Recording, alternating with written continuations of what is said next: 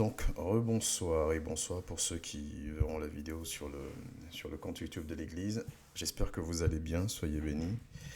Comme vous pouvez le voir sur l'écran, le thème de ce soir, c'est la maîtrise de soi. La maîtrise de soi, donc, qui est l'un des parfums, qui est l'un des 9 parfums du fruit de l'esprit. C'est ce dont nous allons parler ce soir ensemble. Et avant toute chose, nous allons prier pour remettre tout sous l'autorité du Saint-Esprit qui conduise toutes choses et qui nous dispose.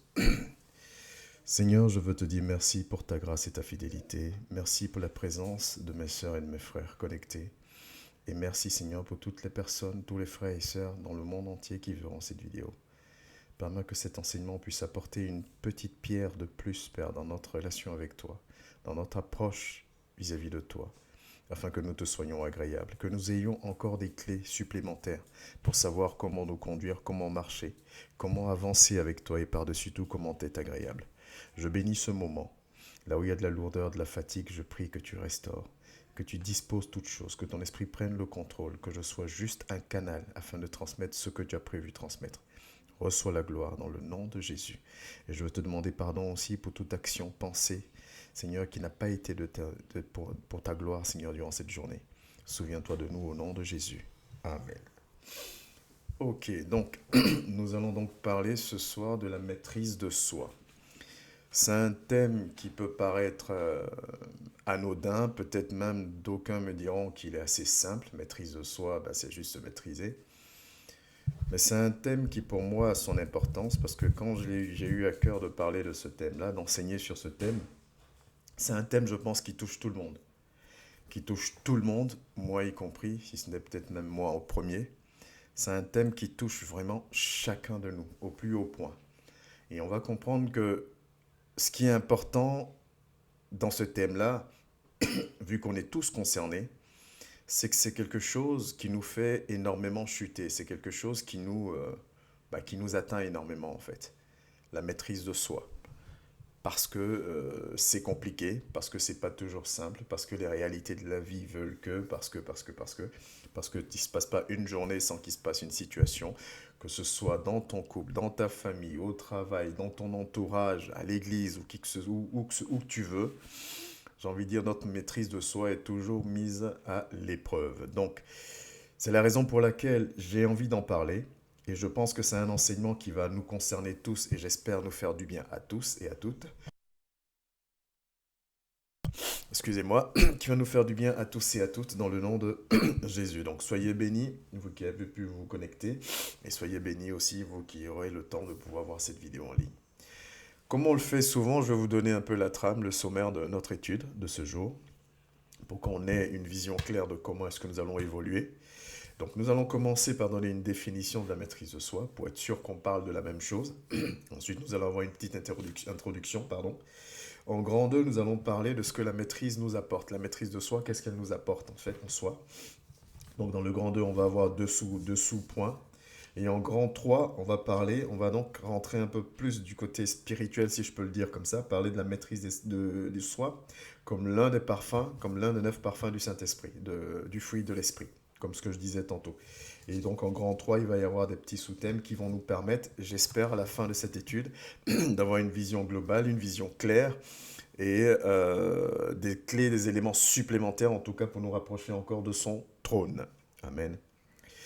Donc, la maîtrise de soi. D'où est-ce que nous tenons cette histoire de maîtrise de soi? C'est dommage parce que la version de la Bible que j'ai sur le logiciel qu'on utilise donc pour le lien, la maîtrise de soi va être remplacée par le mot tempérance. N'empêche que, faut comprendre, faut garder à l'esprit qu'on parle de maîtrise de soi. Donc, on va retrouver ce terme de maîtrise de soi dans Galates 5 au verset 22. 22 ou 23, en fonction de la version que vous avez. Galates 5, 22, 23. Voilà ce que la parole de Dieu nous dit dans Galates 5, 22, 23. Mais le fruit de l'esprit, c'est l'amour, la joie, la paix, la patience, la bonté, la bénignité, la fidélité, la douceur, la tempérance. La loi n'est pas contre ces choses. Donc la tempérance, comme je vous disais tantôt, c'est bien la maîtrise de soi. Voilà le passage dans lequel nous avons donc la maîtrise de soi qui est définie comme étant l'un des 9 parfums du fruit de l'esprit. Parce que quand on a lu, on a bien vu qu'il n'y a qu'un seul fruit de l'esprit. Ça veut dire qu'il n'y a qu'un seul esprit C'est ce qu'il faut comprendre.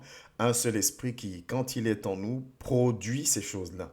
Et si on remarque bien, tous ces points, tous ces 9 parfums-là sont des attitudes, des choses autant intérieures qu'extérieures, parce qu'on ne peut pas donner ce qu'on n'a pas. Si j'ai pas de paix en moi, je peux pas donner la paix, ou en tout cas très difficilement. Si j'ai pas d'amour en moi, je peux pas donner de l'amour. Si j'ai pas de la bonté en moi, si j'ai pas de la tempérance, si j'ai pas de la maîtrise de soi, je peux pas la donner, je peux pas la communiquer. Donc c'est des attitudes qui sont intérieures et extérieures, donc en d'autres termes, qui sont visibles. Arrêtons d'être dans les discours, arrêtons d'être dans des vains discours, dans des vains débats. Les 9 parfums du fruit de l'esprit sont visibles. Donc, il ne sert à rien de proclamer que tu as de l'amour si tu n'es pas capable de manifester de l'amour, quelles que soient tes raisons. Il ne sert à rien de proclamer que tu as la paix si tu n'es pas capable de manifester la paix selon Dieu, quelles que soient les circonstances et quelle que soit la difficulté de la situation que tu vis. Donc, il faut vraiment clore ce débat-là, n'entrez plus dans ce débat-là. C'est des actes, c'est des fruits, c'est des choses qui sont visibles et palpables. Ce sont des éléments de notre comportement, de notre tempérament, du moment où l'Esprit de Dieu habite en chacun de nous. Amen. La définition de la maîtrise de soi, pour respecter un peu notre trame, pour descendre. Parce qu'on est dans le cadre d'une étude biblique, donc on est obligé de respecter plus ou moins la trame qu'on s'est donnée. La maîtrise de soi, comme toujours, la définition, je l'ai prise classiquement dans le Wikipédia ou sur Internet. Vous tapez maîtrise de soi, qu'est-ce que la maîtrise de soi? Vous allez certainement tomber sur la même définition que je vais vous donner. La maîtrise de soi, c'est une capacité que peut avoir une personne. On dit bien que peut avoir. Voilà, il y a différents niveaux de maîtrise de soi, on va le voir tout à l'heure. La capacité que peut avoir une personne de réguler ses émotions, ses pensées et son comportement face aux tentations et aux pulsions. Je reprends la définition. La capacité que peut avoir une personne de réguler ses émotions, ses pensées, son comportement face aux tentations et aux pulsions. Amen. Donc c'est la capacité, la force ou la force, on peut le dire comme ça, qu'une personne va avoir, un homme ou une femme, peu importe, de réguler, de modérer, de ne pas se laisser emporter, de ne pas se laisser dominer par ses émotions, dominer par ses pensées, dominer par son comportement. Cette personne va être en capacité de réguler ces différents aspects de sa vie. Pourquoi réguler ces différents aspects de sa vie? Forcément parce qu'il y a un objectif. Donc l'autre point à prendre en compte dans la définition, c'est que cette capacité est guidée par un objectif. J'ai un objectif bien en tête. Là, je refuse de m'énerver parce que je ne veux pas avoir plus d'histoire que ça. Là, je refuse de proclamer une phrase, une parole parce que. Donc, la maîtrise de soi, cette capacité que nous avons, que nous pouvons développer, que nous devons développer d'ailleurs, et que nous devons surtout laisser l'Esprit de Dieu développer en nous, c'est une capacité qui doit être guidée par un objectif bien précis, bien clair. Jusque-là, vous pouvez me dire, mais ok, pas de souci, rien de nouveau sous le ciel, tu nous as rien appris. Et c'est ce que je vous dis, c'est la définition, c'est juste pour contextualiser, pour qu'on sache bien qu'on parle de la même chose, qu'on ait à l'esprit ce dont on parle. Donc c'est une capacité. Qui dit capacité va donc parler de quelque chose qui se travaille. On est toujours dans le cadre de la définition. C'est quelque chose qui se travaille, la maîtrise de soi. C'est une capacité qui se travaille, donc qui est faite pour être évolutive, on va dire. Là, je suis vraiment dans la définition basique. Et comme on le fait tous les jours, vous allez voir, on va glisser tranquillement dans le côté spirituel, dans le domaine spirituel. C'est une capacité, je redonne, donc c'est la capacité de pouvoir que peut avoir une personne de réguler ses émotions, de réguler ses pensées, son comportement face aux tentations ou aux pulsions, ou aux impulsions, aux choses externes à lui, à toutes les choses externes qui me poussent à avoir une réaction, à avoir une parole, à avoir une pensée. C'est ma capacité de me contenir, en gros, si vous voulez. Et cette capacité a un objectif. Je répète ça, le côté un objectif, parce que quand on va découler, descendre tranquillement dans le domaine spirituel, vous allez voir que si on n'a pas cet objectif clair et net et précis dans notre esprit, c'est très compliqué au quotidien. Une fois de plus, c'est un thème qui peut paraître anodin, mais c'est un thème qui est très très très important. On reste dans la définition. Il faut savoir que, et ça c'est un élément important aussi, je pense, à mon sens, c'est que à court terme, faire beaucoup preuve ou faire preuve très souvent de maîtrise de soi peut être fatigant. Ça peut être fatigant parce qu'à un moment donné, on va avoir on va atteindre ce qu'on appelle, nous, notre point de rupture. Voilà. Et à un moment donné, je me suis contenu. Là, c'est la goutte d'eau qui a fait déborder le vase. Là, c'est ceci, là, c'est cela. Je précise encore, on n'est pas dans le domaine spirituel. On arrivera dans le domaine spirituel. Mais même, on parle du domaine spirituel, mais même aujourd'hui dans l'Église, même aujourd'hui entre nous, les disciples, on a ce point de rupture-là. On a souvent cette phrase de dire non, à un moment donné, ça suffit. Non, à un moment donné, je ne veux plus ci, je ne cautionne plus ça, j'arrête ceci, j'arrête cela. Donc la maîtrise de soi, c'est une capacité qui se travaille, mais à court terme ou dans un délai, dans un laps de temps défini, on peut en arriver à être fatigué parce que ça va devenir lourd, on va arriver à l'épuisement. Ça, c'est une possibilité. Mais il faut garder à l'esprit que sur le long terme, c'est quelque chose qui va devenir inné en nous. Surtout pour un disciple, parce que l'Esprit de Dieu n'est pas loin. Une fois de plus, maîtrise de soi qui est l'un des 9 parfums du fruit de l'Esprit. Un élément sur lequel je vais attirer votre attention avant d'entrer dans le grand 1. Il ne faut pas réduire la maîtrise de soi simplement au fait de dire « moi j'arrive à ne pas m'énerver facilement ». C'est pas parce que tu réussis à ne pas t'énerver facilement que tu as la maîtrise de soi. C'est très vaste. C'est vraiment très très vaste. Et nous devons vraiment comprendre cette chose-là. C'est-à-dire qu'il n'y a pas juste le fait de dire je ne m'énerve pas, donc ça veut dire je la maîtrise de soi. Non, la maîtrise de soi, ça va même aller dans mes paroles, dans mes pensées, sans forcément être énervé. On va le voir aussi. Donc la maîtrise de soi, c'est très très vaste dans tous les domaines. C'est justement pour ça que j'appuie sur le fait de dire que c'est quelque chose qui est très important, pour toi comme pour moi, vraiment important. Et si vraiment cet enseignement par l'action du Saint-Esprit peut nous aider, chacun de nous, à saisir quelque chose et à grandir spirituellement, je bénis le nom de l'Éternel parce que nous en avons vraiment besoin, je pense. On va donc entrer dans notre introduction. Dans Matthieu 16 au verset 24, Matthieu 16 au verset 24, on est dans le cadre de l'étude biblique, donc il faut toujours marquer. Mais vous devez maintenant connaître par cœur Matthieu 16 au verset 24. Voilà ce que Jésus dit. Pas n'importe qui. Jésus dit à ses disciples, si quelqu'un veut venir après moi, qu'il renonce à lui-même, qu'il se charge de sa croix et qu'il me suive. Vous le connaissez, on le connaît ce passage. Pourquoi je prends ce passage? Parce que dans ce passage, d'abord c'est le premier élément que Jésus donne, comme élément de réponse que Jésus donne à la question de comment te suivre? Quelles sont les conditions pour te suivre? Le premier élément, c'est de renoncer à nous-mêmes. Et la maîtrise de soi, vous allez voir que ça va être, comment je peux dire ça? Ça va être une étape, mais une étape obligatoire pour arriver au renoncement de soi. On va commencer d'abord par la maîtrise de soi qui plus va grandir, plus va être développée, va nous permettre d'arriver à ce fameux renoncement de soi. Il faut vraiment pouvoir mettre les choses dans leur contexte. Jésus nous appelle au renoncement. Et ça, c'est la chose la plus difficile, c'est la chose la plus bloquante aujourd'hui dans ma vie et je pense dans ta vie. Dans ma vie, je peux l'affirmer. Dans ta vie, je vais juste dire je pense. Mais aux yeux de nos fruits, au regard de nos fruits, je peux aussi dire dans ta vie également.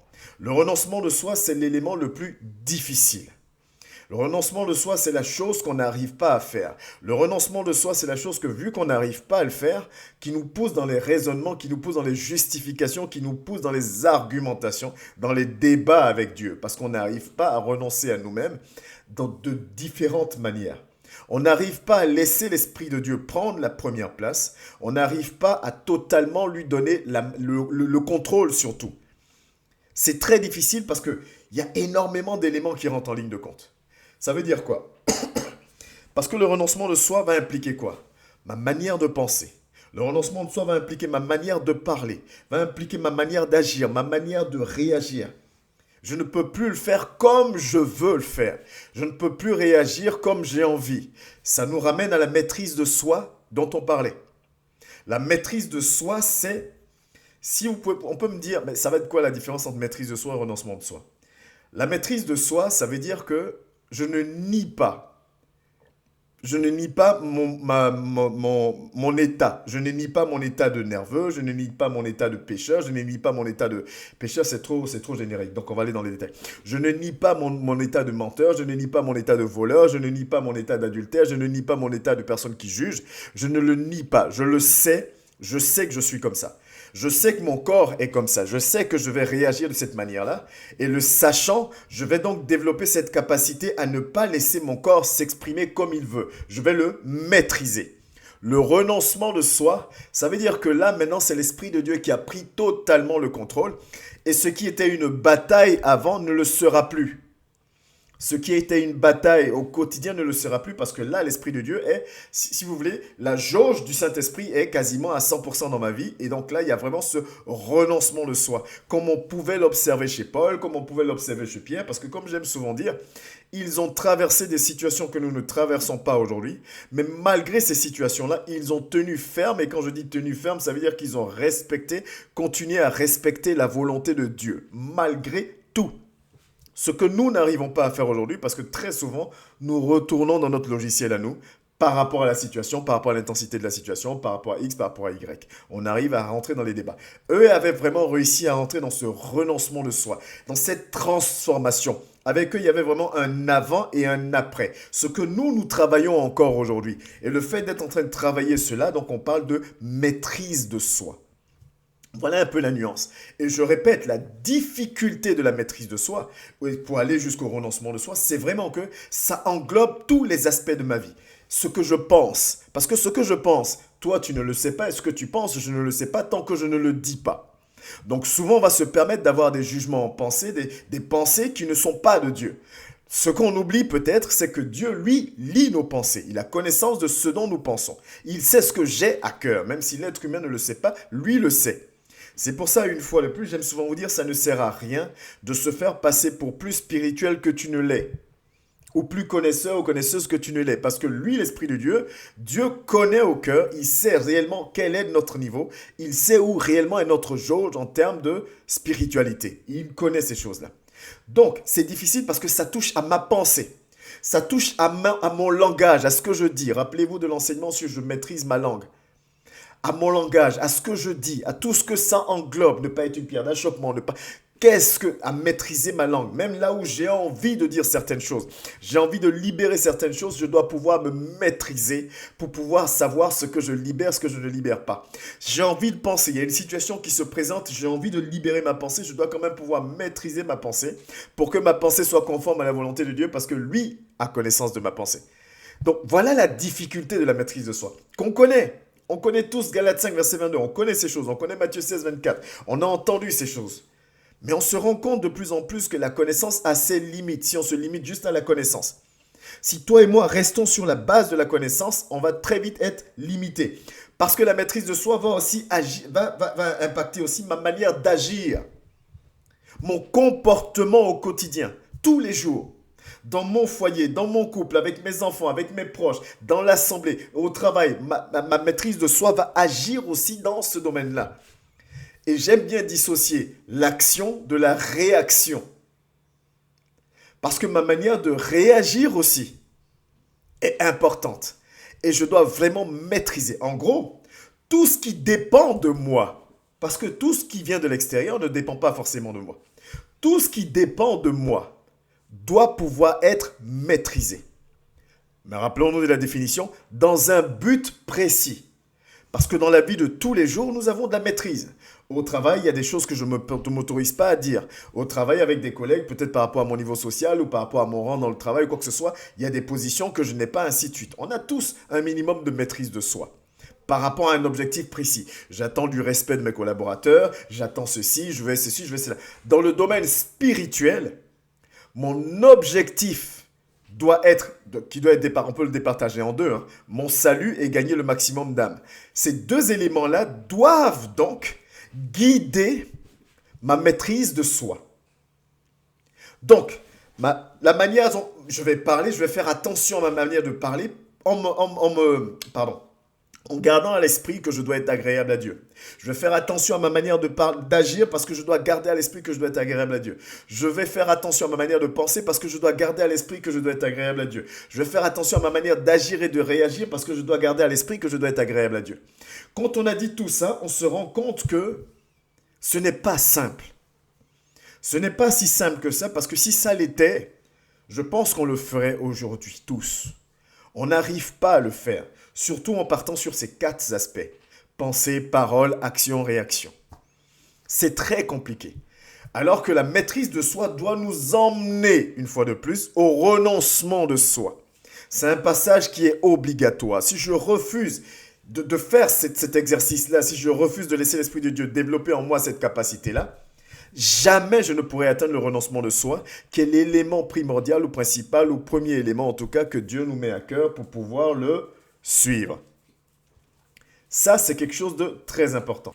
Donc, ce que je disais, c'est que la difficulté de la chose, c'est que c'est obligatoire, c'est pas optionnel. Aujourd'hui, je pense que aujourd'hui la position que nous avons compris beaucoup de choses parce que nous recevons beaucoup d'enseignements. Nous avons compris beaucoup de choses et nous savons que là où Dieu nous attend, c'est pas dans la connaissance, c'est dans l'action, dans la transformation. Il ne peut pas y avoir transformation s'il n'y a pas renoncement.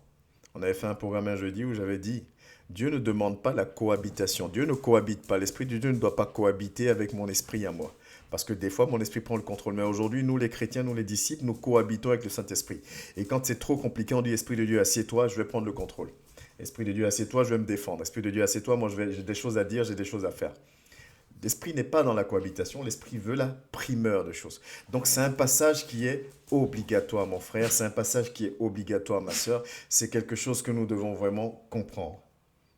Mais c'est obligatoire, c'est difficile, mais je dois le faire. Qu'est-ce que j'y gagne concrètement? Qu'est-ce que ça m'apporte, la maîtrise de soi? C'est important de le comprendre. Qu'est-ce que ça m'apporte? Comme je disais, pour revenir, ce n'est pas juste, il ne faut pas, c'est un spectre qui est vraiment très très large quand on parle de maîtrise de soi. Je pense on s'est largement, on s'est largement attardé dessus. Ce n'est pas juste le fait de dire j'arrive à ne pas m'énerver facilement. Ça fait partie, mais ce n'est pas que ça. La maîtrise de soi touche tous les aspects de notre vie, touche tous les aspects de ma vie. Et si je ne passe pas par là, comment je fais pour arriver donc au renoncement de soi? Comment je fais? Parce que c'est compliqué. Amen. Mes paroles, mes actions et réactions face à la tentation, face au péché. Je fais comment si je n'arrive pas à me maîtriser? Je fais comment si je ne sais pas comment parler à tel frère, à telle sœur? Je fais comment si je ne sais pas comment contenir peut-être une colère qui monte? Je fais comment si je ne sais pas amoindrir les effets d'une blessure dans ma vie? Donc la maîtrise de soi touche à tous ces éléments-là. Mes agissements dans la douleur, mes agissements dans la colère, mes agissements quand je suis blessé. Quelles sont mes réactions? Quelles sont mes actions? Tous ces points-là, on parle de maîtrise de soi. Dans tous ces aspects, on parle de maîtrise de soi. Comment je me comporte? Comment je me comporte? Et, je me répète, parler de maîtrise de soi, on dit bien maîtrise. On maîtrise quelque chose qu'on connaît. La maîtrise de soi ne nie pas mon état. Ça, c'est encore un élément qui va être compliqué pour nous. C'est parce qu'on sait très facilement analyser la vie de l'autre. On sait très facilement définir quel est l'axe d'amélioration ou du frère ou de la sœur, mais reconnaître que moi, mon axe d'amélioration, c'est ça ou ça, c'est un problème. Mais pour avoir la maîtrise de soi, il faut que je connaisse et mes qualités et mes forces et mes axes d'amélioration, que je sois capable de les reconnaître. Parce que quelqu'un qui ne se verra jamais colérique n'essaiera jamais de contrôler ses réactions quand il est en colère.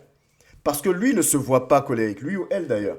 Une personne qui ne se sent pas blessée ne cherchera pas à maîtriser ses actions de blessure, alors que toute personne blessée a des actions, paroles, pensées, actions, réactions, qu'elle le veuille ou pas. Soit tu vas te renfermer, soit toute personne. On est tous humains, ok? Même si la parole de Dieu nous appelle à être spirituels. Et on est en train de parler de cette transition-là. Mais pour la faire, cette transition, on a besoin d'avoir cette maîtrise de soi. On va prendre des exemples concrets. Parce qu'une fois de plus, la connaissance, on l'a. Mais c'est la mise en pratique qui est difficile pour nous. Voyez, quand je dis de ne pas restreindre la maîtrise de soi, si on prend Matthieu au chapitre 5, on va prendre Matthieu au chapitre 5, et on va lire du verset 43 au verset 45. Voilà ce que la parole de Dieu nous dit. Et là, c'est encore Jésus qui parle. On va prendre des exemples concrets. Vous avez appris qu'il a été dit, tu aimeras ton prochain et tu haïras ton ennemi. Mais moi, je vous dis, aimez vos ennemis, bénissez ceux qui vous maudissent, faites du bien à ceux qui vous haïssent, et priez pour ceux qui vous maltraitent et qui vous persécutent, afin que vous soyez fils de votre Père qui est dans les cieux, car il fait lever le soleil sur les méchants et sur les bons, et il fait pleuvoir sur les justes et sur les injustes. Ça, c'est un passage que je connais, c'est un passage que tu connais certainement. Dans l'application, On sait tous, Dieu nous demande d'aimer nos ennemis, pardon. Mais dans l'application, est-ce qu'on y est? Toujours. Peut-être que si je ne rajoute pas le toujours, je serais peut-être un peu méchant. Parce que souvent, on va y arriver. Peut-être par rapport à une personne qu'on aime bien ou qu'on apprécie bien, on va y arriver. Mais d'autres personnes, non. Est-ce que j'arrive toujours à faire cela? Est-ce que j'arrive à maîtriser, en fait, mes actions, mes pensées, face au mal? La personne est mon ennemi, la personne me fait du mal. Si on considère une personne comme étant son ennemi, c'est que cette personne nous fait du mal. Face au mal que la personne me fait, face à la douleur que la personne m'inflige, est-ce que j'ai la capacité et que face à cette douleur, mon corps qui veut réagir, soit en injuriant, soit en tapant, soit en m'isolant, soit en me coupant de la personne, soit en changeant d'attitude vis-à-vis de la personne, toute cette attitude que j'ai envie d'avoir, est-ce que j'arrive à maîtriser cette chose-là? Alors que je sais que la parole de Dieu me demande d'aimer mon ennemi. Mais quand je suis dans le concret, est-ce que j'arrive à maîtriser mes actions, à maîtriser mes pensées, à maîtriser mes paroles, à maîtriser mes réactions? Parce que souvent, on lâche des mots, on lâche des actions et après on veut revenir dessus. Mais est-ce que ce qu'on doit faire, c'est pouvoir se maîtriser? Là, je parle d'aimer ses ennemis, mais on peut parler du pardon. Le pardon, on le connaît. Dans Matthieu 18 au verset 21-22 ou dans Luc 17 du verset 3 au verset 4. On va le lire comme on en étude, vaut mieux lire les passages. Si on prend Matthieu 18, on a dit Matthieu 18 du verset 21 au verset 22, voilà ce que la parole de Dieu nous dit. Pierre va s'approcher, tout le monde connaît ce passage encore. Alors Pierre s'approcha de lui et dit, Seigneur, combien de fois pardonnerai-je à mon frère lorsqu'il péchera contre moi? Serait-ce jusqu'à 7 fois? Pierre pose la question parce que Pierre vit une situation où c'est compliqué pour lui de pardonner. Ça, c'est important à comprendre. Pierre ne vient pas de manière anodine vers Jésus. Pierre se rend compte que là, je suis dans une situation, c'est dur. Est-ce que là aussi, je dois pardonner? Là, je suis dans une situation où la personne a abusé. Est-ce que même là, je dois pardonner? Parce que là, Seigneur, dis-moi, donne-moi une réponse. J'ai pardonné 5 fois, j'ai pardonné 7 fois. Quand Pierre donne le chiffre de 7, ce n'est pas un chiffre anodin. Pierre est en train de dire à Jésus, là, je vis une situation où c'est répété. Je fais quoi, Seigneur? Je dois encore pardonner? Alors Jésus va répondre à Pierre. Jésus lui dit, je ne te dis pas jusqu'à 7 fois, mais je te dis jusqu'à 70 fois 7 fois. 70 fois 7 fois. Voilà ce que Jésus dit. Maintenant, il y a le débat aussi qui peut venir. Oui, mais c'est par jour ou c'est quoi le délai? Luc 17, du verset 3 au verset 4. Prenez garde à vous-même. Si ton frère a péché, reprends-le. S'il se répand, pardonne-lui. Et s'il a péché contre toi 7 fois dans un jour, et que 7 fois il revienne à toi disant « Je me répands », tu lui pardonneras. Ça va venir compléter. Mais quand tu es blessé, de toi à moi, quand tu es blessé, quand tu vis une injustice, quand tu es en colère, on a des réactions naturelles. Peut-être différentes par rapport à nos personnalités, mais on a des réactions naturelles. D'aucuns vont se renfermer parce que d'autres n'aiment pas parler. D'autres vont injurier parce qu'ils sont impulsifs, comme on dit. D'autres vont même taper parce que c'est leur tempérament. D'autres vont prendre leur distance. D'autres vont combiner certaines réactions. Le corps va réagir de manière naturelle. Mais est-ce que moi, qui me dis disciple, qui a la connaissance de ces 2 passages que je viens de dire, vous ne pouvez pas dire les 3 passages que je viens de dire, qui parlent d'aimer ses ennemis, qui parlent de pardon, est-ce que j'ai la possibilité, est-ce que j'arrive à maîtriser ma parole? Est-ce que j'arrive à maîtriser mes pensées? Est-ce que j'arrive à maîtriser mes actions et mes réactions? Est-ce que j'y arrive? Parce que si je n'arrive pas à maîtriser ces choses en moi, c'est comme si je fais un déni. C'est comme si je ne reconnais pas que je suis colérique. C'est comme si je ne reconnaissais pas que je suis orgueilleux. C'est comme si je ne reconnaissais pas mon état de pécheur. Parce qu'on maîtrise quelque chose qu'on sait qui n'est pas bon. Et c'est cet effort-là que Dieu voit. C'est au travers de cet effort-là que Dieu voit ma détermination. C'est au travers de cet effort-là que Dieu voit comment je me comporte. Je peux avoir la connaissance. Mais si je n'ai pas la maîtrise de soi, parce que ma chair, une fois de plus, on l'a déjà lu, le monde est sous la domination du diable et le rôle du diable au quotidien, c'est quoi? C'est de me faire chuter, de me faire trébucher. Donc, si je n'arrive pas à avoir la maîtrise de soi, à savoir comment réagir, à regarder, à réfléchir, à anticiper, pour demeurer dans la volonté de Dieu, on se rend compte que sans la maîtrise de soi, mais je suis quelqu'un, je suis un électron libre, qui peut proclamer ce qu'il veut, mais dans la réalité, ce n'est pas le cas. Ça peut paraître rien. Ça peut même être noyé parmi les 8 autres parfums de l'esprit, le parfum du fruit de l'esprit. Mais c'est un parfum qui est très important, la maîtrise de soi. Parce que si je ne passe pas par là, si je ne travaille pas cette capacité, si je ne laisse pas l'Esprit de Dieu travailler en moi cette capacité-là, je ne peux pas arriver au renoncement de soi. Qui est un élément important pour suivre Christ. Qui est un élément important pour lui être agréable. Allons plus loin. Pourquoi je prends ces exemples-là? On va prendre 1 Corinthiens. Si on prend 1 Corinthiens 8, du verset 8 au verset 10, regardez ce que la parole de Dieu nous dit. Donc là, c'est l'apôtre Paul qui parle. Ce n'est pas un aliment qui nous rapproche de Dieu. Si nous en mangeons, nous n'avons rien de plus.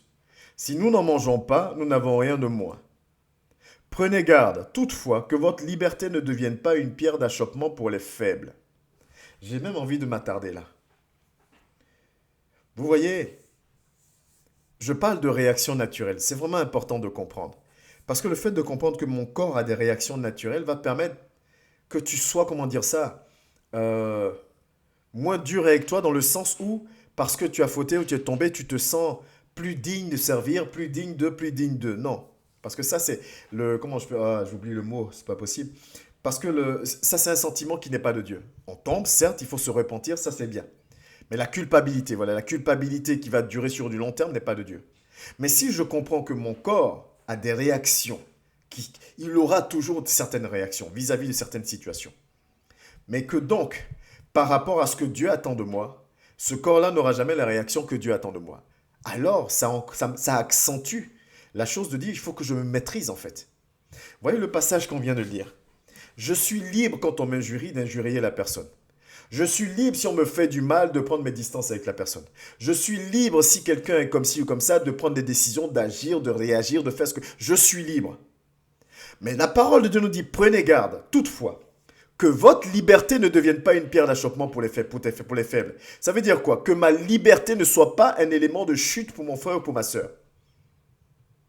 Mais si ma liberté ne doit pas être un élément de chute, ça veut dire quoi? Il faut que je maîtrise ma liberté. Il faut que je fasse attention à ce que je dis, à qui je le dis. Si je viens voir un frère et que je lui donne une information, sachant son tempérament, et que quand je lui donne l'information, le frère ou la sœur s'énerve et se met à taper tout, je ne vais pas dire après, ouais, mais il est trop nerveux, il est trop nerveuse lui aussi. Pourquoi est-ce que je suis venu lui dire, ou en tout cas, comment je lui donne l'information? Je dois faire attention, je dois maîtriser tout ce qui sort de moi. Je dois maîtriser tout ce qui sort de moi en termes de parole, d'action, de réaction, et je dois maîtriser tout ce qui est en moi en termes de pensée. Et c'est là la difficulté réelle.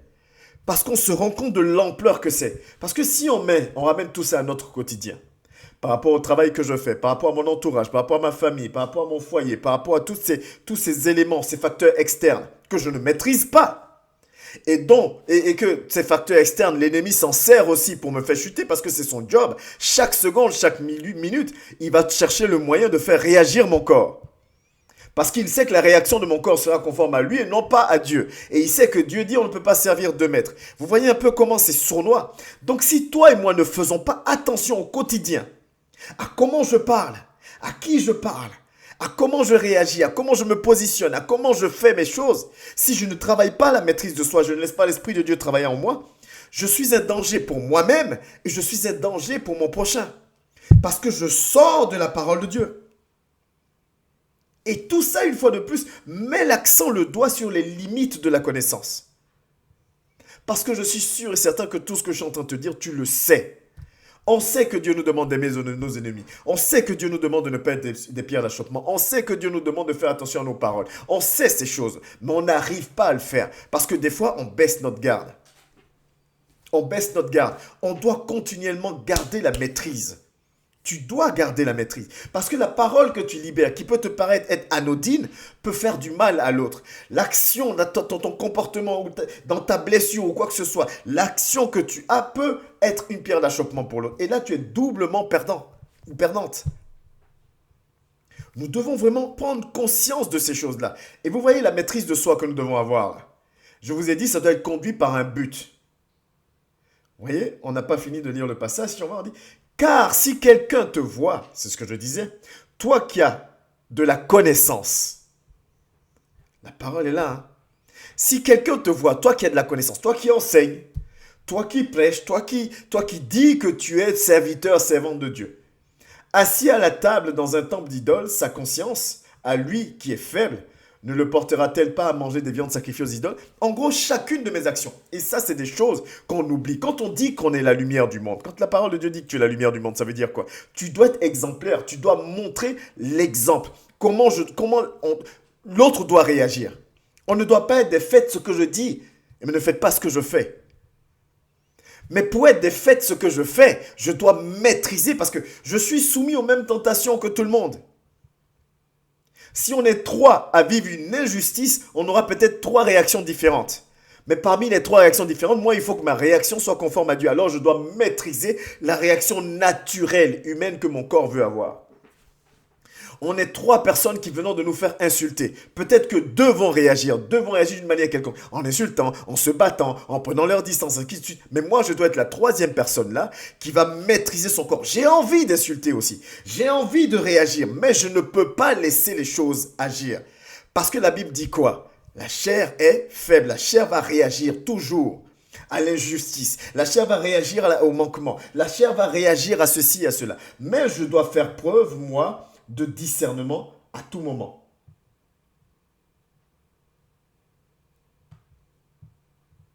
Je dois faire preuve, moi, de discernement à tout moment et donc avoir la maîtrise de soi. Ça nous manque. Ça nous manque énormément. Parce qu'on ne garde pas à l'esprit. Bon, j'espère qu'on ne garde pas à l'esprit. Parce que si on ne garde pas à l'esprit, c'est qu'on a au moins un objectif clair. Mais si tu n'as pas d'objectif clair, c'est encore plus dangereux. Parce que sans un objectif clair dans ton esprit, tu ne pourras pas au quotidien t'imposer cette maîtrise de soi. Amen. Tu ne pourras pas, j'aurai de la connaissance, je connaîtrai la parole, je pourrais même vous l'enseigner. Mais si je perds de vue mon objectif, le pourquoi du fait que je dois me maîtriser, je ne pourrai pas le faire à chaque instant. Parce que la chair va toujours vouloir réagir comme elle veut. Mais moi, je dois toujours empêcher ma chair de réagir. Je dois empêcher mes pensées d'aller n'importe où. Je dois empêcher ma bouche de dire ce qu'elle a envie de dire. Je dois empêcher mon corps, mon comportement, mon action ou ma réaction comme ça. Je dois empêcher ces choses-là. Mais si je perds de vue mon objectif, je vais prendre un exemple simple. Au travail, pourquoi des fois je m'empêche par exemple d'insulter un collègue ou d'insulter même mon patron? Parce que le risque derrière, c'est que je me fasse virer. Et moi, mon objectif, c'est de conserver mon boulot. Voire même de monter encore en grade. Donc, en gardant mon objectif en tête, je vais supporter certaines choses. Et même s'il y a des éléments qui ne me plaisent pas, je vais trouver la manière de pouvoir faire les choses. Ça, c'est une question, c'est ça maîtriser, avoir la maîtrise de soi. Parce que je garde en vue mon objectif. Est-ce qu'on comprend comment c'est important de garder en vue son objectif? Mon objectif doit être clair et net dans ma pensée et m'accompagner au quotidien. Mon objectif doit être clair.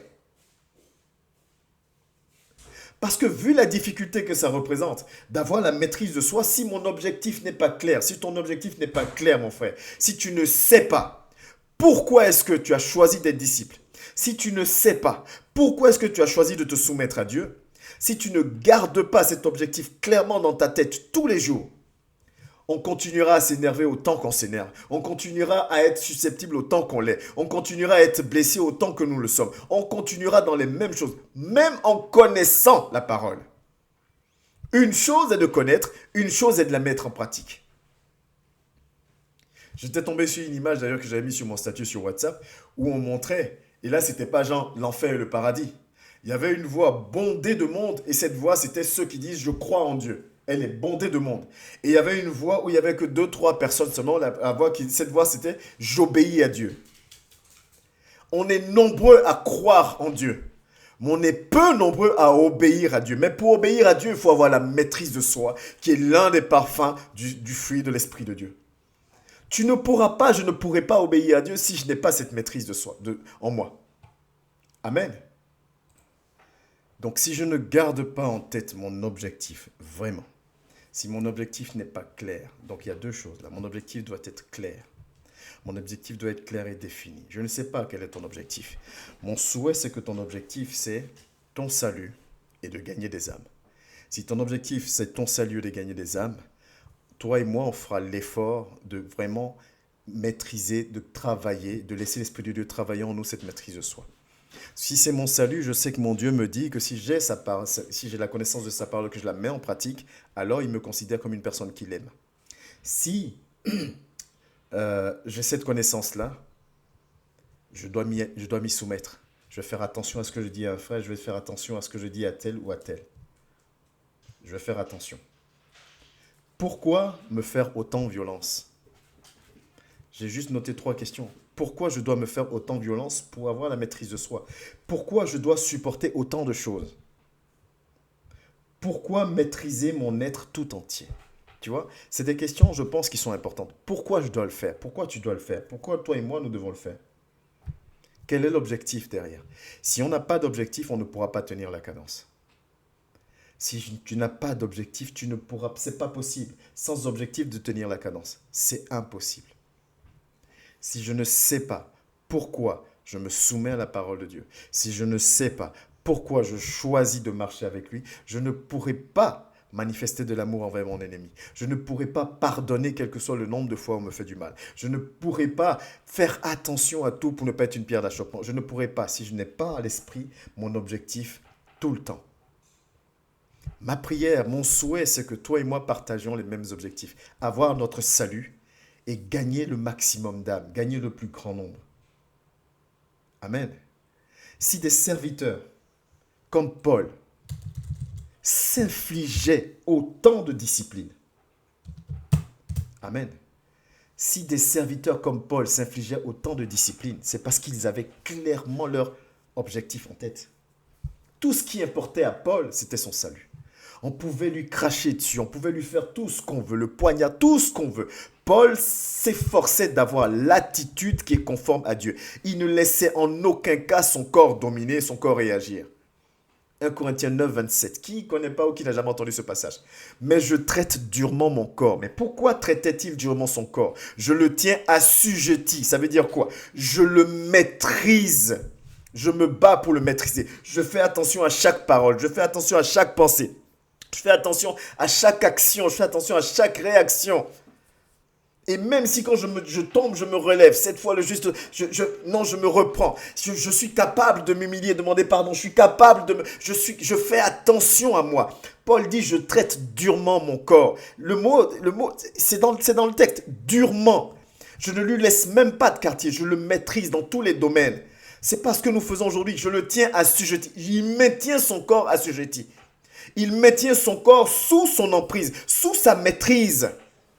De peur d'être moi-même rejeté après avoir prêché aux autres. On pourrait dire ici de peur d'être moi-même rejeté en ayant connu la parole. De peur d'être moi-même rejeté en ayant accepté Christ dans ma vie. De peur d'être moi-même rejeté en ayant proclamé sur tous les toits que je suis disciple. De peur d'être moi-même rejeté en ayant fait tous les sacrifices possibles, en le servant, en prêchant, en faisant ceci, en faisant de peur d'être moi-même rejeté. Simplement parce que je ne réussis pas à maîtriser mes pulsions. Je ne réussis pas à maîtriser mon corps. Je n'ai pas la maîtrise de soi. Je parle comme j'ai envie de parler. Je réagis comme j'ai envie de réagir. Je fais ce que je veux comme je veux. Et j'appelle ça avoir de la personnalité. Non, ça s'appelle juste ne pas avoir de maîtrise de soi.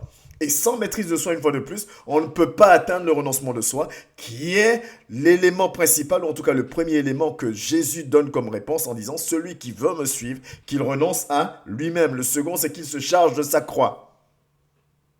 Mon objectif doit être clair. Si mon objectif n'est pas clair, on ne pourra pas. Je ne pourrai pas faire ça. 1 Corinthiens 9, 27. C'est pas possible. Si mon objectif n'est pas clair, je ne peux pas. Parce que je vous rappelle une fois de plus qu'il y en a un dans le job. C'est de me faire chuter. Que ce soit en pensée, en parole, en action, en réaction, son job, c'est de me faire chuter. Si je n'ai pas mon objectif clair en tête. Paul, là, il disait... En aucun cas, moi, je veux être rejeté. En aucun cas, je veux perdre mon salut. En aucun cas. Parce que quelqu'un m'a fait du mal et que je rentre dans une réaction, je perds mon salut. Non, je ne veux pas être doublement puni. On m'a fait du mal et je perds mon salut. En aucun cas. Alors, je traite durement mon corps. Je le tiens assujetti. Nous devons vraiment aller vers la maîtrise de soi. Est-ce que c'est simple? Non.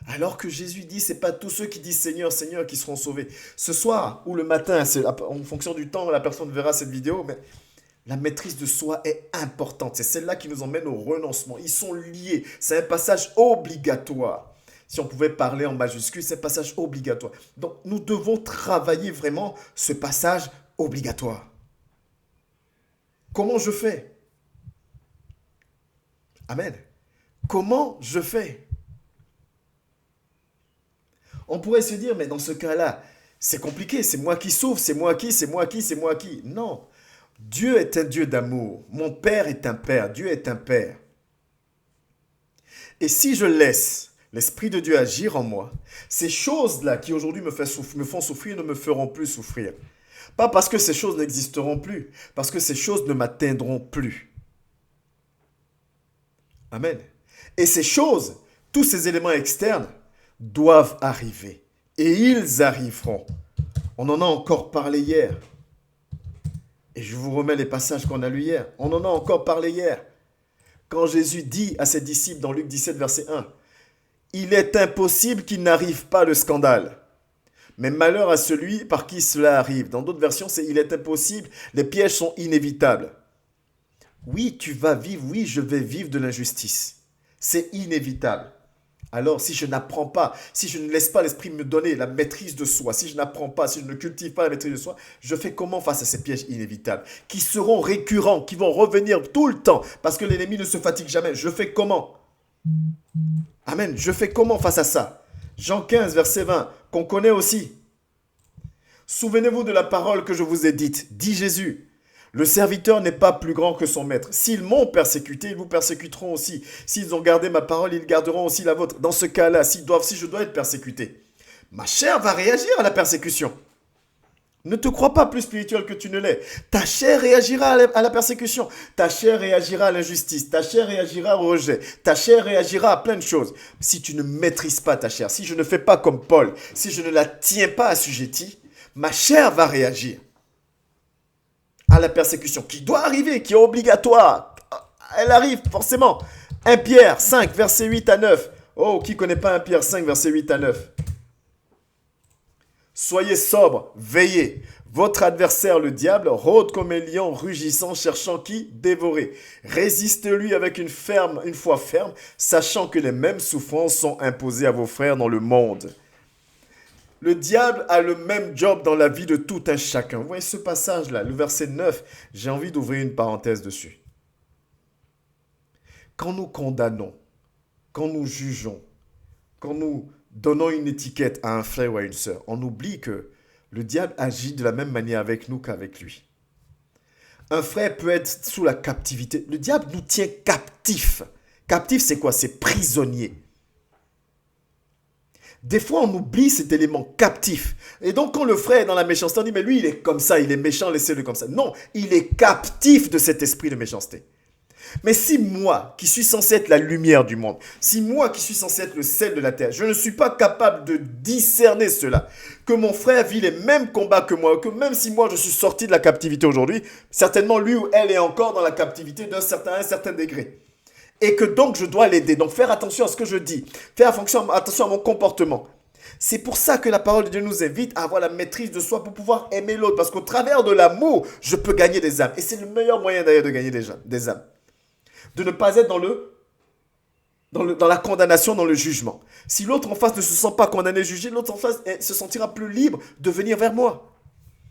Et je pourrai alors communiquer ce que l'Esprit a mis en moi à ce frère. La paix, la joie, l'amour. Ou cette sœur. Mais en maîtrisant, parce que ma chair réagit.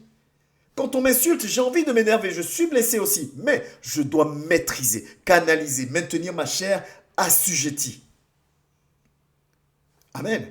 Face à toutes ces attaques-là, mes pensées doivent être contrôlées, mes paroles doivent être contrôlées, mes actions doivent être contrôlées, mes réactions doivent être contrôlées. Est-ce qu'on se rend compte de la difficulté de la chose? D'où le fait de nous abandonner totalement à Christ.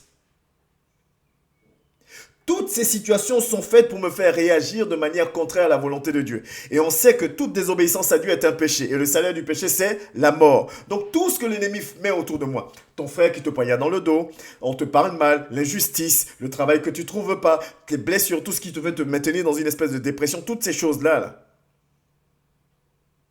Toutes ces choses sont faites pour que ta chair réagisse, parce que quand ta chair réagira, ce sera toujours contraire à la volonté de Dieu. Et si ta réaction, ton action, ta pensée, tes paroles sont contraires à la volonté de Dieu, alors tu as péché. Et si tu es dans le péché, alors le salaire du péché, c'est la mort. Est-ce qu'on comprend? Ces 4 mots, la maîtrise de soi, la vie, notre vie spirituelle, notre salut, dépendent de ça. La maîtrise de soi. Je dois faire attention à tout.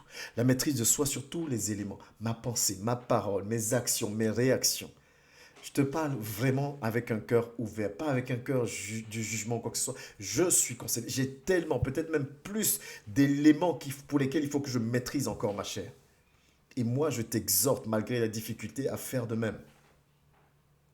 Nous devons nous soumettre à la parole de Dieu.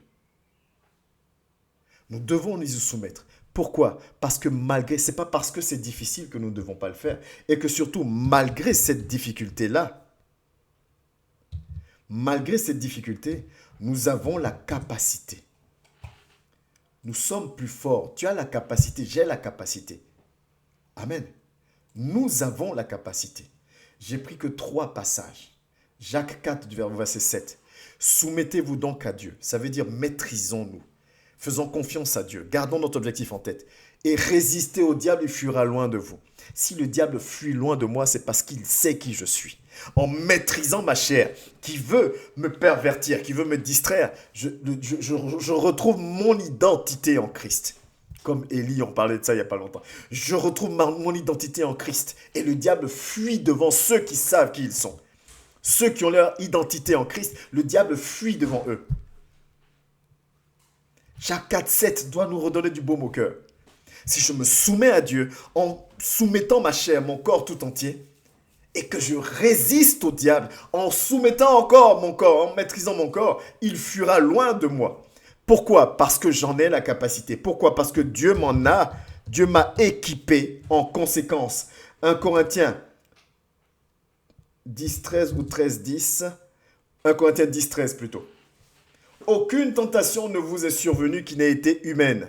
Et Dieu qui est fidèle ne permettra pas que vous soyez tentés au-delà de vos forces. On parle de tentation, pas de mise à l'épreuve, tentation. C'est-à-dire même les tentations du diable, Dieu ne permet pas. Vous voyez, Dieu même filtre les tentations qui viennent jusqu'à nous. Aucune tentation au-delà de vos forces. Mais avec la tentation, il préparera aussi le moyen d'en sortir afin que vous puissiez la supporter. On est plus fort. C'est vrai que le diable murmure, il dit regarde ta vie, regarde tout ce que tu as fait, tu n'es pas capable de... Mais on est plus fort. On veut convaincre, le diable s'efforce à nous convaincre d'une mauvaise identité.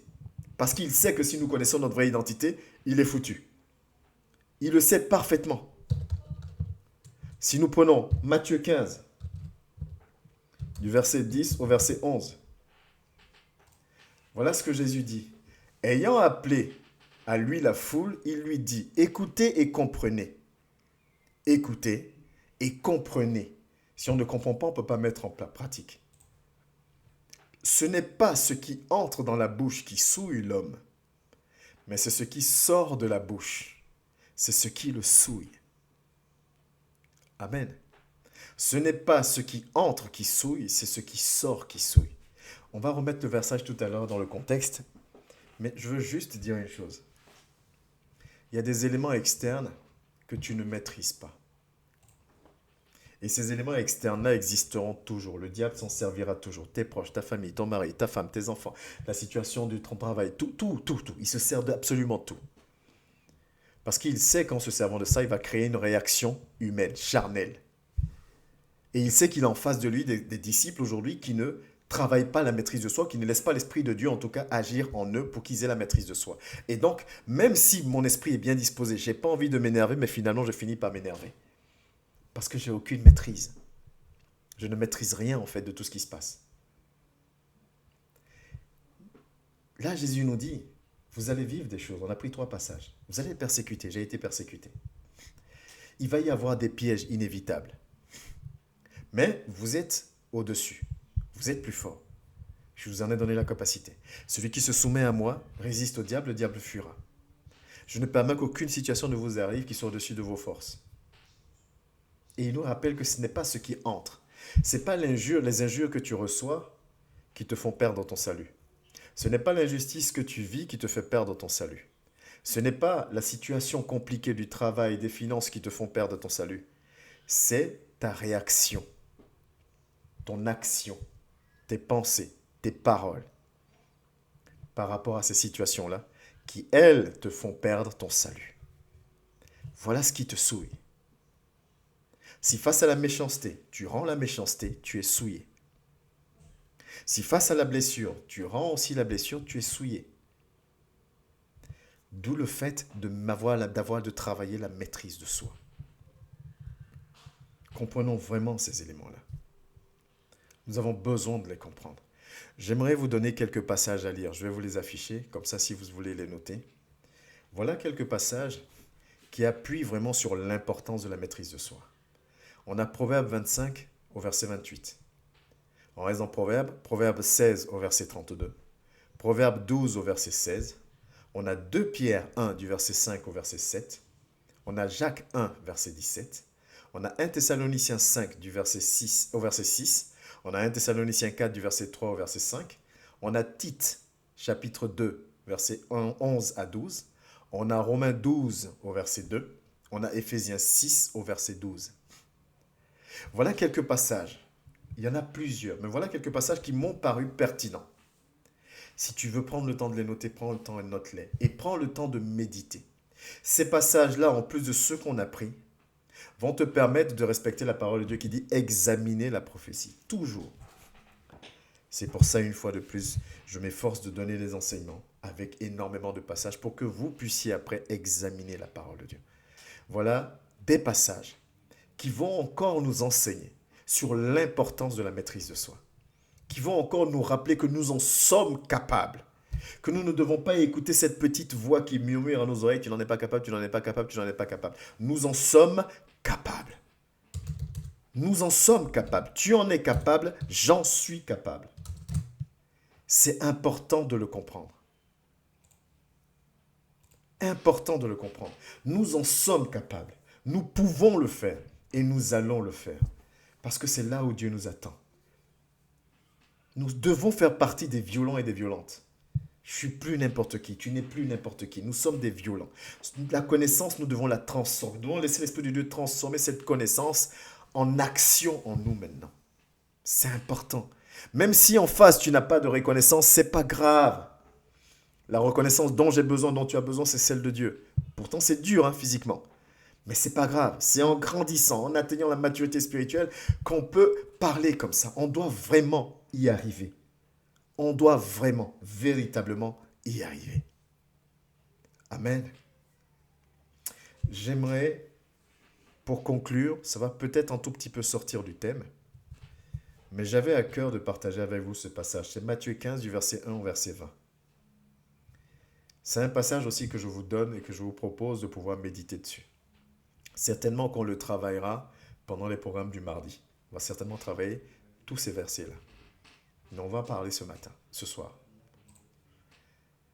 Matthieu 15 du verset 1 au verset 20. La version que j'ai, c'est 8 secondes, mais c'est pas grave. On va la prendre. Reste avec moi, on a fini, suis bien. Alors des pharisiens et des scribes, on remet en contexte en fait ce qu'on a lu tout à l'heure dans Matthieu 15 du verset 10 au verset 11. On remet en contexte pourquoi ce que quand Jésus dit, c'est pas ce qui entre qui souille, c'est ce qui sort qui souille. Alors des pharisiens et des scribes vinrent de Jérusalem auprès de Jésus et dirent, des pharisiens, des scribes, des personnes qui ont la connaissance. Qui ont la connaissance. Souvent même on est combattu par ceux qui ont la connaissance, mais qui n'ont pas l'attitude, qui n'ont pas la maîtrise de soi. Je continue. Pourquoi tes disciples transgressent-ils la tradition des ancêtres, des anciens? Car ils ne se lavent pas les mains quand ils prennent leur repas. Effectivement, ce qu'ils disent est vrai. Que l'Esprit de Dieu ouvre ton entendement, ouvre notre entendement. Ce qu'ils disent est vrai. Ça fait partie de la tradition. Le problème, C'est quand on reste sur la connaissance, sans l'amour. Rappelez-vous aussi cet enseignement. Connaissance plus amour égale sagesse. Connaissance plus amour égale sagesse. Connaissance sans amour, c'est connaissance, tonneau vide. Et c'était ça leur cas. Et malheureusement, aujourd'hui, on est beaucoup à avoir la connaissance sans l'amour, on est des tonneaux vides. Parce qu'on n'agit pas avec amour selon la parole de Dieu.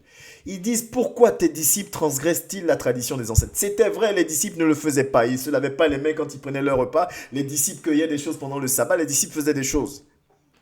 Ils avaient la connaissance, ce qu'ils disaient, les pharisiens, était vrai. Souvent, on prend la parole et dit, ouais, monsieur, là, c'était... Mais ce qu'ils disaient était vrai. N'empêche qu'ils n'avaient pas le plus important.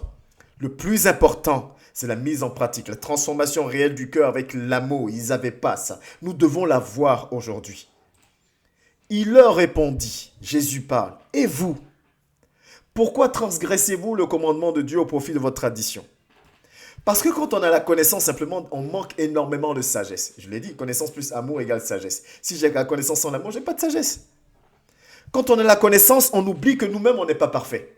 Donc on est là pour juger. Mais regarde comment l'autre, mais regarde ceci, mais ça fait cette fois, ça fait ceci. Mais toi, moi, combien de fois j'ai péché et que je demande à Dieu pardon? Combien de fois j'ai offensé un tel, un tel? C'est pas parce que mon péché n'est pas encore exposé. Une fois, j'en avais parlé. L'arrogance du chrétien. Quand on va dire un frère a commis telle action, wow, c'est pas possible. Ce frère-là, il a fait ça, le docteur, machin. Je croyais pas que. Non, mais franchement, il n'y a plus de bons serviteurs, on peut plus se fier à qui que ce soit. Je vais proclamer ces choses alors que moi-même, je sais que dans le secret, il y a quelque chose que je fais qui n'est pas conforme. Mais comme pour moi est encore caché, je vais parler sur la vie de l'autre. Wow, mais c'est pas croyable, mais comment? Mais c'est pas possible. J'ai la connaissance. Je sais que Dieu dit de ne pas le faire, l'a fait, c'est un péché. La sœur l'a fait, c'est un péché. Jusqu'au jour où moi, maintenant, mon péché est exposé, alors qu'est-ce que je fais? Je commence à devenir indulgent. Est-ce que vous voyez un peu comment le chrétien, quand son péché est exposé, il devient indulgent? Non, pardonnez-moi, je suis un pauvre pécheur. Mais l'autre aussi est un pauvre pécheur.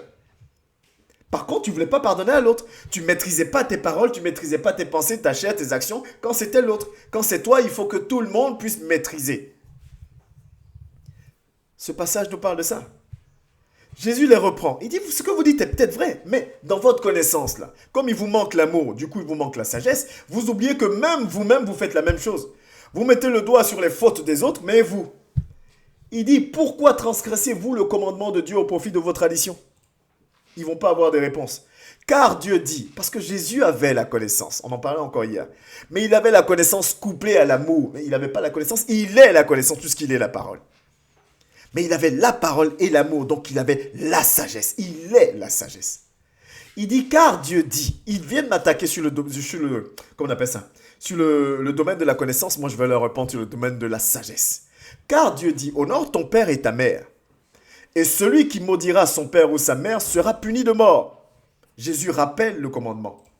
Mais vous, il continue, vous dites, celui qui dira à son père ou à sa mère, ce dont j'aurais pu t'assister est une offrande à Dieu, n'est pas tenu d'honorer son père ou sa mère. Est-ce que vous comprenez? Ils avaient tellement mis l'accent sur les dîmes et les offrandes. Donc, ils avaient commencé à enseigner quoi? Il faut donner ta dîme et ton offrande malgré tout. Même si ce que tu as doit te servir à t'occuper de tes parents, non, donne à l'église, donne à l'église. Donne à l'église, dîme et offrande, donne.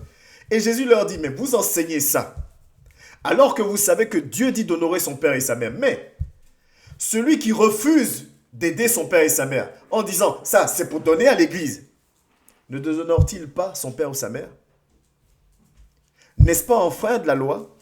Votre loi, les commandements que vous connaissez et que vous aimez tant? Ainsi la parole de Dieu, vous annulez ainsi la parole de Dieu au profit de vos traditions. Ça existe encore dans nos églises. Ça existe encore. Tu ne donnes pas de dîme, tu ne donnes pas d'offrande, tu es catalogué, oh ceci, oh cela, oh ceci, oh cela. J'ai parlé comme ça aussi. Je me suis comporté comme ça aussi. Mais à un moment donné, il faut qu'il y ait un après et un avant. L'offrande et la dîme doivent être volontaires. Oui, l'église, l'assemblée a besoin de finances pour avancer. Ça, c'est vrai. Mais c'est bien quand c'est volontaire, parce que quand c'est volontaire et que celui qui le fait choisit de faire ce sacrifice, je dis bien choisit de faire ce sacrifice de sa dîme, de son offrande, alors il reçoit ses bénédictions. Et on continue. Hypocrite. Jésus n'était pas là pour mâcher ses mots.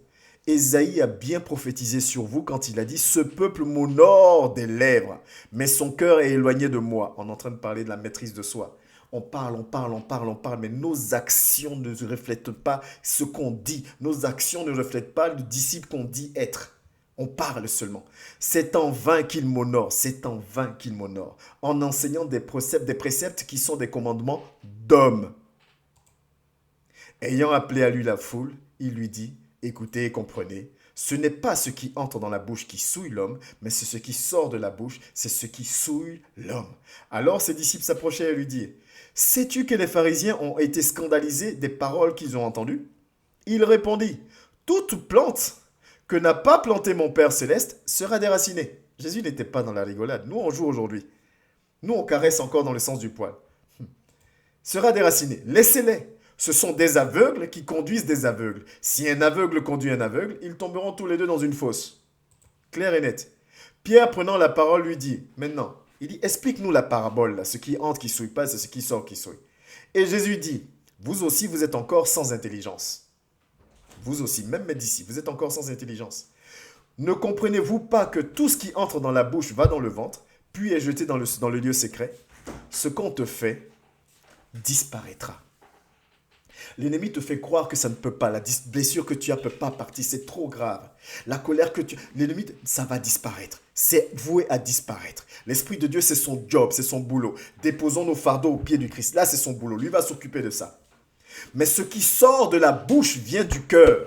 Et c'est ce qui souille. La parole que tu lances, la pensée que tu as, l'action, la réaction que tu as, c'est des choses qui viennent de toi. C'est ce qui te souille. Car c'est du cœur que viennent les mauvaises pensées, les meurtres, les adultères, les impudicités, les vols, les faux témoignages, les calomnies. Voilà les choses qui souillent l'homme. Mais manger sans s'être lavé les mains, cela ne souille point l'homme. Jésus va répondre à ses disciples. J'ai tenu à faire cette parenthèse pour une fois de plus exhorter. La connaissance, c'est bien. Mais la connaissance sans l'amour, c'est grave. Connaissance plus amour égale sagesse. Nous devons réellement travailler notre intimité avec Dieu, notre capacité d'avoir la maîtrise de soi. Les points importants à retenir, on a dit beaucoup de choses, les points importants à retenir, c'est quoi? La maîtrise de soi est une étape obligatoire pour le renoncement de soi. C'est une étape obligatoire.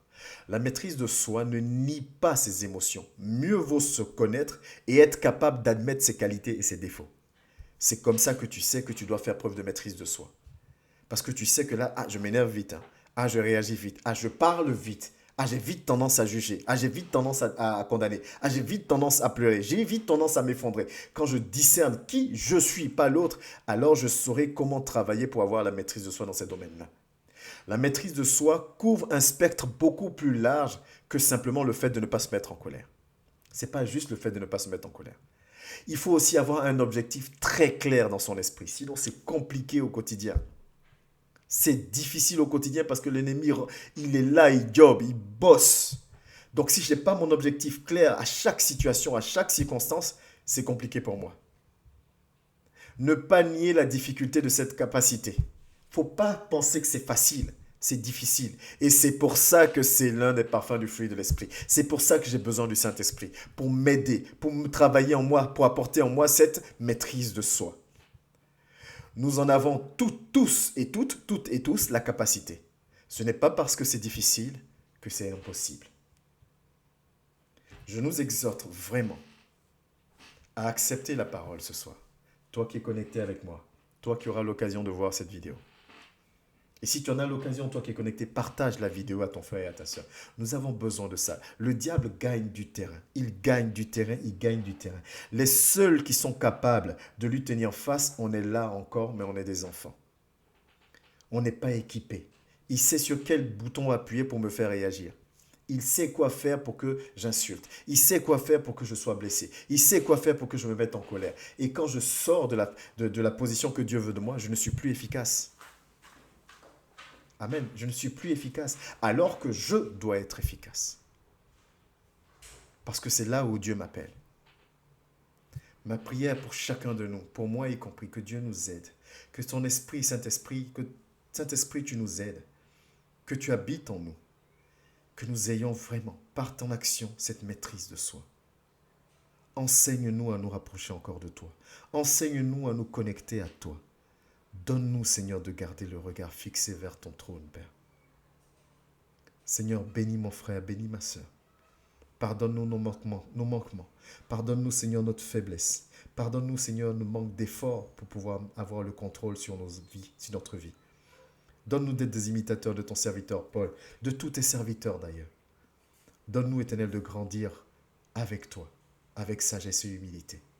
Nous bénissons ton nom, nous te rendons toute la gloire. Au nom précieux et puissant de Jésus-Christ de Nazareth. Amen. On se retrouve pour les éventuelles questions. Soyez bénis.